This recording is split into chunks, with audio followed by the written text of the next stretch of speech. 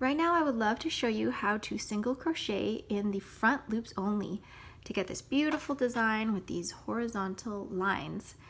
So as you can see, there are V's here. The loops closer to you are called the front loops. The loops further away from you are called the back loops. So you're going to insert your crochet hook into the front loop only and work a single crochet as normal. So let's see that again. There's the back loop further away, front loop closer to you.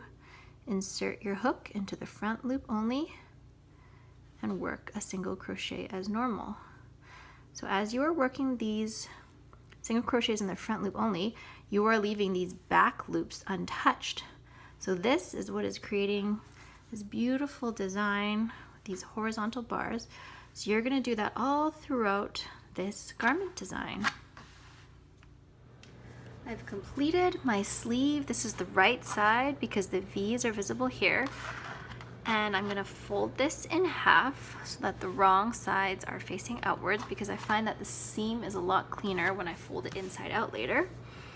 As you can see here, I left a long initial end at the bottom when I was starting my first row.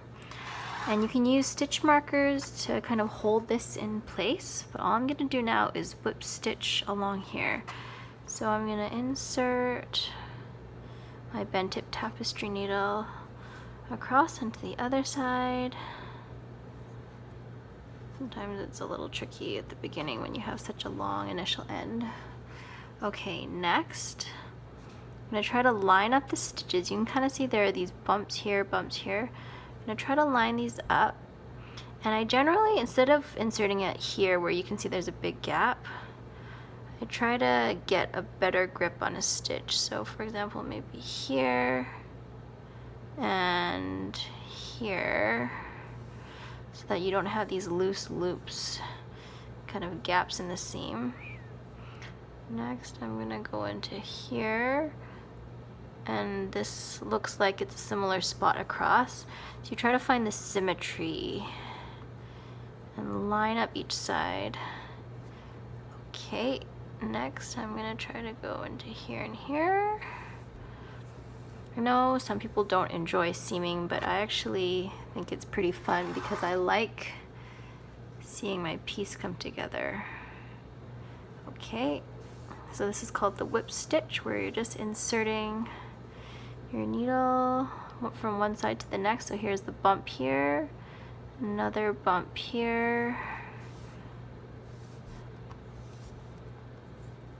Next, so generally there's bumps, there's kind of like a valley here, bumps, valley. So I try to, instead of just picking up one stitch, you can try to pick up like a more substantial stitch so that, yeah, it's not as gapey, full of holes. Okay, next we're back at a bump here. I'm going to insert it into here, here, and then I'll show you one more kind of valley. Let's do here and maybe here. Sorry, this one's awkward.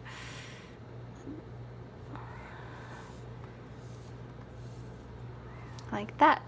And then later at the end, you're gonna flip this inside out so that the seam is less visible. I finished seaming the side of the sleeve. This is the wrong side facing me, the wrong side of the front panel facing me. This is the armhole. So as you can see, I have placed my sleeve right here, and all I'm gonna do is now attach this side to this side. So this is the same tail end that I had at the beginning. Just gonna go like this to anchor this into place. And I'm going to go through these loops and just match a stitch in the front panel here. Very methodically pick up. Make sure you don't go through both of these, because then you're going to sew your sleeve shut. And also don't go through both of these, because then you're going to sew the armhole shut. So you're just going through this layer and this layer like this. And once again, we are doing the whip stitch. So going around up here, so picking up the loops of the sleeve and then a stitch on the front panel like this. So we're gonna go all the way up, flip the piece, and then go all the way down and secure it. Secure the sleeve into place.